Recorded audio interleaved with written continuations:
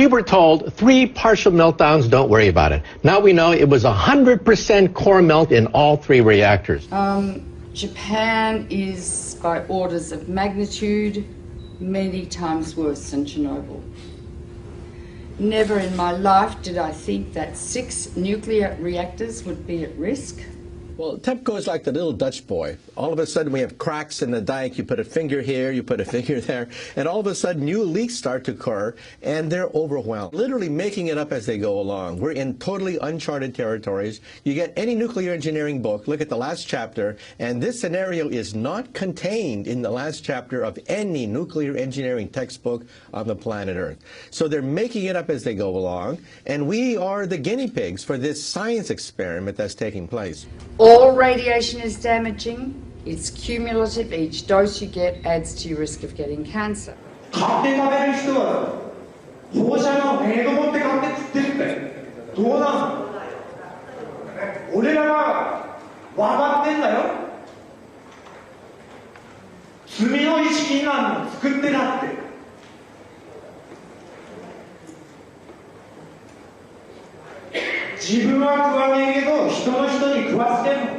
Within days of the Fukushima Daiichi catastrophe beginning, we were getting fallout coming down in rain in the United States, not in insignificant quantities.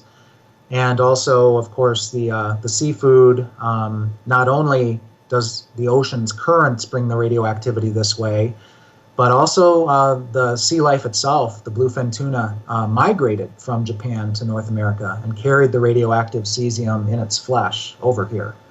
Wow, not a good time to be eating tuna. The food chain remains contaminated for hundreds or thousands of years, and we'll start seeing lung cancer and leukemia, I think 2 to 5 years from now. And then solid cancers will start appearing 15 to 60, 70 years later. So the ace up the sleeve of the nuclear industry is the incubation time for cancer. It takes a long time for cancers to develop once you have inhaled or been exposed to these radioactive elements. And no cancer identifies its origin. And so there is already a level of cancer in society, but it's going to increase dramatically. The problem is not really under control. It will not be under control for, it's estimated, between 40 and 100 years from now. There's no way to clean it up. They say 40 years, but they can't clean it up. They can't. And the site's still unstable and vulnerable to natural disasters. If there is another earthquake, a serious one, 6, 7, 8 or 9 magnitude, that would rattle all these 1,060 tanks. It would rattle the damaged cores, spent fuel, whose structures have already weakened. Yes. That's a potential very, very serious threat. Approximately 300 tons of water was filtering through the site until early this month, becoming laced with radioactive materials and then seeping into the sea. Another factor is the ever-increasing amount of water accumulating inside damaged infrastructure. Once it makes its way into reactor buildings, it mixes with radioactive isotopes. For months, TEPCO workers have been pumping up 400 tons of water every day and storing it in tanks on site. There's 1,060 tanks, stainless steel water tanks, that are holding the water which they keep pumping into the damaged reactors and the spent fuel storage pools. From the air, the scale of the problems at Fukushima become clear. The growing mass of storage tanks now dwarfs the plant itself. More than 1 million tons of highly radioactive water is now stored here. But the tanks have been hastily built. They're made of steel plates, bolted together, rather than welded. Last week, workers detected a major leak in one of those tanks. About 300 tons of water escaped, releasing several quadrillion becquerels of radioactive particles. Experts have often pointed out how vulnerable they are to damage. The tanks, though, have been put together very quickly. There's no guarantee they'll last. Their seals are made of rubber, and the joints and bolts are corroding, and they may last not more than 5 years. So the tank farm has grown dramatically, and it's on the hill. Of course, the problem is because it's on the hill, the water flows down, and if there's an earthquake, all of these pipes are held together with plastic piping, not much different than what you've got on a swimming pool. So the plastic pipe will snap, and that water will just run right down that roadway directly into the ocean. And how long the contamination has been leaking into the water? Very likely since the explosions and the meltdown at Fukushima Daiichi in March of 2011. Wow, that is quite a long time.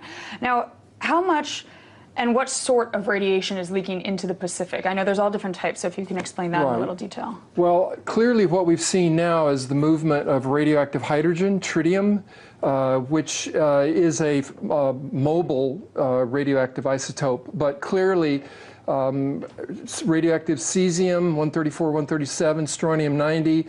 We're seeing a full range of radioactive contaminants now moving, which indicate that the damaged cores of these reactors, the meltdowns themselves, are now contributing to the contamination of the Pacific Ocean and groundwater that's moving at about a rate of 300 to 400 metric tons per day. So that radiation has been leaking into the water and polluting the fish continuously for the last 2 years.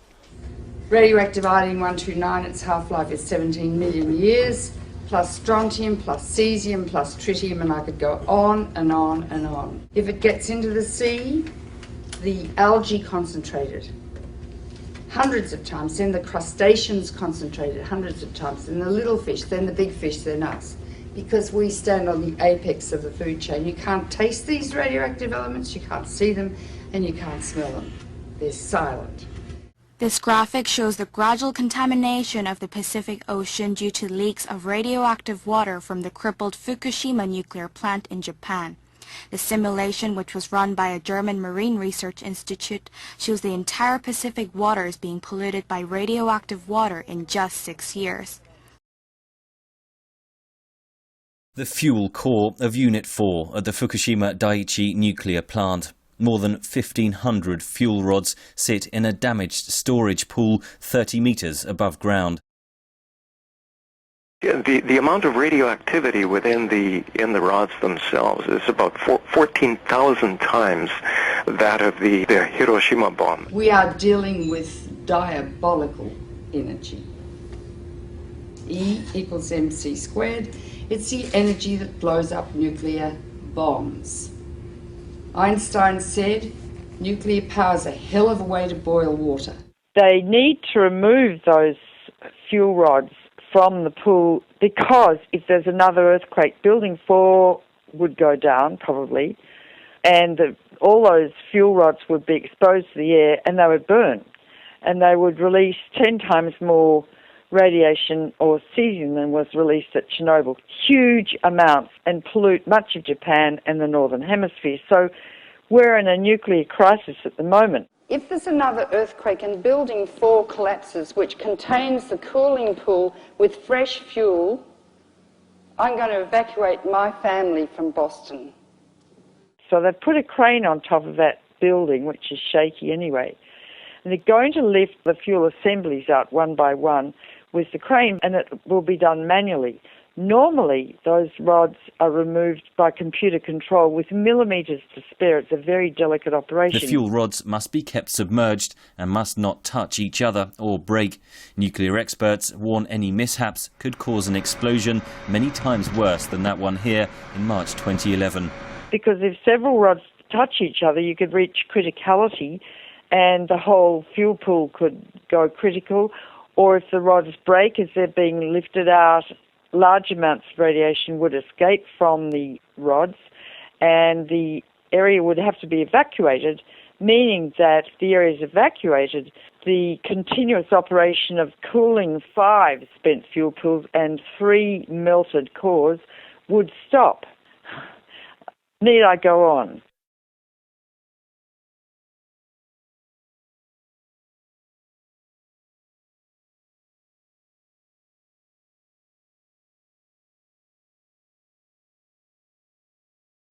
We need to get subscribed and get this unity stronger and beat YouTube at their own game. Okay, that's what this is about. Like I say, go to the Remix button, hit the Remix button. That way you'll have this video and keep up with this. Otherwise, you know, YouTube's just going to control us, guys, and it's really bad.